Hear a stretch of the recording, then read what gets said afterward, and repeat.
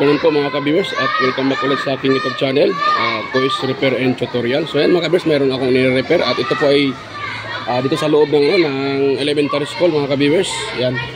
So marami tayong nire-repair dito. Mayroong wall pan, stand pan na yan. Yan, dalawa yan mga ka-viewers, tatlo pa yan. Yan. So ito, tapos na mga ka-viewers, ang problema nito ay yung kanyang neck. Yan. So napalitan ko na yan at gumagana na. So itong dalawa, hindi pa. Yan. So ang problema naman itong isa ay pinaka-gearbox niya. Yan, biak yung gearbox at saka ito naman kapasitor mga ka-viewers. Ayan, tinanggalan ko na ng kapasitor dahil ito. Ayun, lumubo yung kapasitor. So pinalitan ko na yan mga ka-viewers. Ayan. So yan po yung sira. Kaya kailangan palitan. Ayan. So medyo maingay lang mga ka-viewers dahil andito tayo sa loob ng eskwelahan kaya medyo maingay. So pasensya na po mga ka-viewers ha. So actually, bali to sila anim. So yung dalawa naman, yung dalawa, yan yung isa sa taas, kung ginagamit na. So wall pan niyan mga ka-viewers. Yung isa naman doon. Yung pinaka doon sa dulo.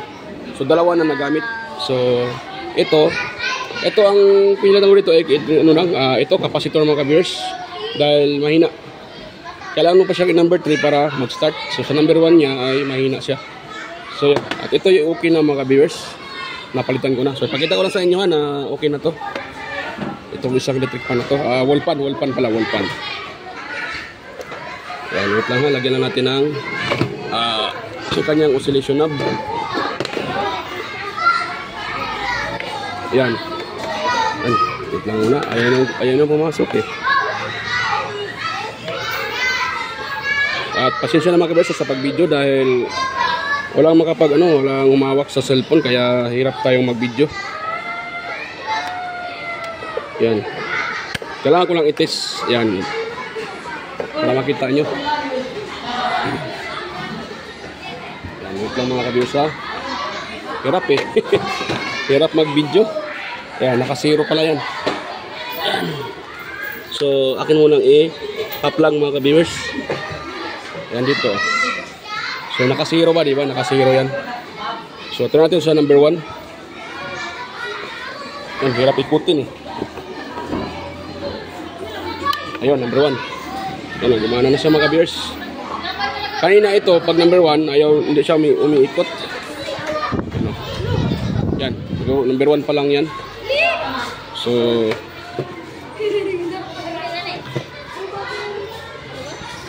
ito natin number 2. Ang hirap talaga mag-video na walang umahawak eh. Yan. Yan o. Yan mga ka-viewers. Lakas na. Yun. Yun, kailangan natin tanggalin dahil hirap eh. So ito ay okay na. Yan. So yan, kumpara naman ito ay Nova. Yan siya. Ayan Nova. Ayun Nova. Ayun Nova Lichis, Quezon City. Ayan. Ayan yung kanyang brand mga ka-viewers, Nova. Or Novaliches, Quezon City. Ayun. So matagal na daw to sabi ng may-ari, si ma'am. Yan. May-ari kasi itong room na to. Yan. So matagal na to mga kabis. Yan na. Thank you. Yan, binigyan pa tayo ng binigyan pa tayo ng pang tanghalian. So yan mga kabis, itong yung dalawa na to ay i-repair ko muna yan, pati ito. So hindi ko na ipakita sa inyo, mamaya ko na ipakita pag ito ay napalitan na ng gearbox at saka kapasitor. So ayan. Ayan mga kabers ha. So balikan ko lang kayo mamaya pag ito po ay tapos na.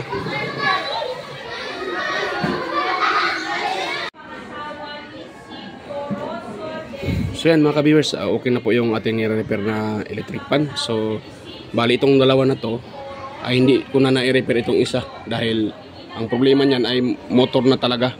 Nung tinitest ko kanina, nakakuha lang ako dyan ng 415 ohms mga ka-viewers. So, nagduda na ako doon pero hindi pa rin ako sumuko. Ni-repair ko pa rin siya. Yan. So, nung pinalitan ko ng kapasitor dahil yung kapasitor niya ay yun. Nakita nyo naman yan. Yan suno, siya.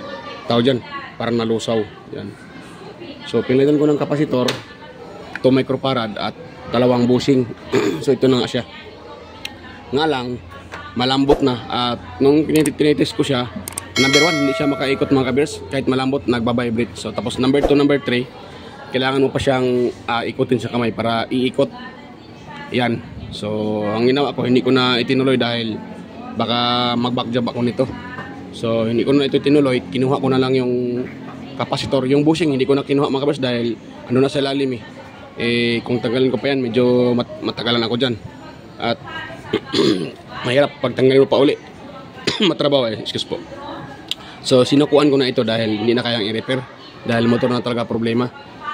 At pasensya na, hindi ko napakita sa inyo yung pag-test nito dahil wala akong tripod. Yan. Pakita ko sa inyo yung kamay ko, yan, kamay lang nakahawak sa cellphone mga kabiyers dahil hindi ako nakadala ng tripod. Nakalimutan na naman yung tripod. So kaya hindi ko na binibideo habang nagre-repair ako dahil mostly naman itong sira na to ay marami na akong upload dito mga kabiyers. Ayan. Marami na tayong upload dito. Ayan, tulad dito, sira yung kapasitor. Tapos biak yung kanyang pinaka gearbox. So ito lang siya. Ayan, biak yung gearbox. So nagpalit tayo. So marami naman tayong upload dito kung yan sa mga dati na dito sa aking channel, alam niyo po na ayan, alam niyo na siguro na marami na tayong upload kung paano magpalit ng ganito. At itong kapasitor, simple lang ng pagpalit niyan. So ayan, hindi ko na binibideo. Ayan. Pinakita ko na lang na yan. Katulad nito, pinakita ko yan. Nagpalit tayo ng ayaw mag-focus ayaw mag-focus tong ano na to. Yan. Yan, tulad yan nagpalit tayo ng kapasitor na EX brand at 1.5 microfarad yan EX yung brand yan. Bago yan mga kabiyers yung kapasitor. So ang kapasitor naman nito ay ito mga kabiyers. Yan ito yung kapasitor niya. Tingin ko ito yung napalitan na rin ng nung una. Na-repair na rin ito, napalitan ng kapasitor. Ito yung ginamit So ito ay ano na lang to 1.6 600 nanofarad mga kabiyers.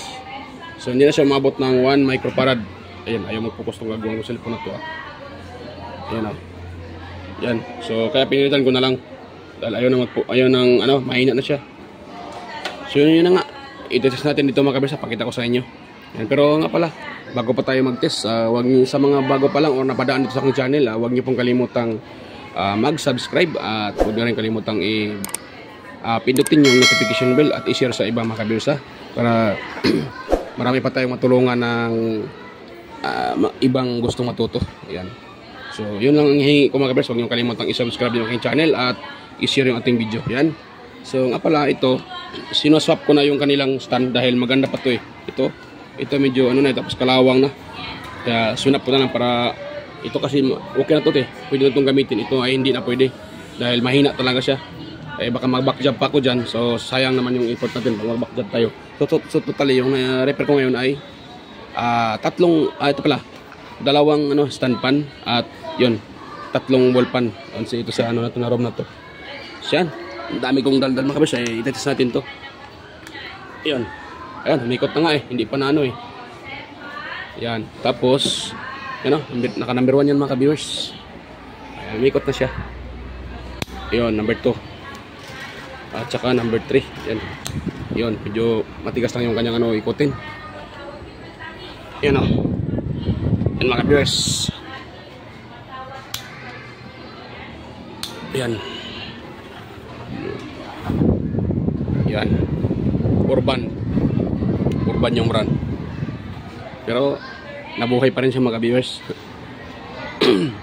Ito sayang, branded sana yung electric standard stand pan na yung kanyang motor ay hindi hindi siya lata yung cover kundi aluminum. Maganda sana yung itong mga kabiyers yung kanyang motor dahil yung kung nakita nyo naman pinakita ko kanina maganda yung kanyang motor, kaso bumigay na yung pinaka windings, mahina na siya. Kahit bago na yung kapasitor, bago yung bushing, mahina na. So ayan mga kabiyers, okay na po ito. Yung iba naman yung pinakita ko sa inyo kanina, yan, ginamit lang sa taas. Yan, okay na yan siya. So okay na. Gagamit na nila yung ball pan at saka stand pan. Yan. So ayan, hanggang dito lang po yung ating video mga kabiyers. At ayan, mega loud shoutout sa inyong lahat. Lahat ng aking mga kadikit. Ayan, at mga taga-suporta at nanonood sa aking channel, mega loud shoutout sa inyong lahat mga kabiyers. At salamat po sa inyong walang sawang suporta. Salamat at mega loud shoutout po sa inyong lahat pala. So yan, bye-bye mga kabiyers. Kita-kita tayo ulit sa aking next na mga upload or mga videos. So yan, bye-bye po.